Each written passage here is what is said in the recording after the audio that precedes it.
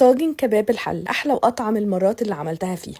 هقول لكم كل تفاصيله. اللحمه دايبه وطعمها خطير. اول حاجه في وصفتنا هنا معايا حطيت سمنه او زبده او زيت زي ما تحبوا. هبدا اشوح اللحمه وبفضل اعمله بقطعيه الموزه او السن، الاتنين بيطلعوا حلوين قوي. هبدا اشوح اللحمه لحد ما تاخد لون حلو من على الجنبين وهطلعها. انا مش عايزاها تستوي، انا عايزاها بس تاخد لون. وطبعا هشوحها على مرتين عشان هستخدم كيلو من اللحمه. نص كيلو من البصل هبدا اشوحه واقلبه لحد ما ياخد لون حلو في نفس الطاسه. والمميز في وصفتي النهارده هو الخل البلسمك، معلقتين من خل بلسمك، ده بيدي اللحمه طعم ومزازه في حته تانية خالص. في ناس بتحب تضيف دبس الرمان بس انا بفضل خل البلسمك.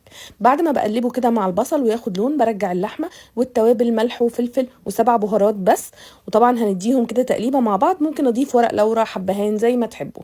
وبعد كده بعد ما بقلبهم مع بعض بضيف الميه السخنه، بغطي عليها يا دوب الميه السخنه تغطيها، وبغطي عليها واسيبها تستوي. وطبعا كل شويه بنفتح عليها، لو احتاجت ميه بنزودها لحد ما اللحمه تستوي خالص. ده شكلها بعد ما استوت وريحتها خطيره. وطبعا بعد كده بننقلها في الطاجن.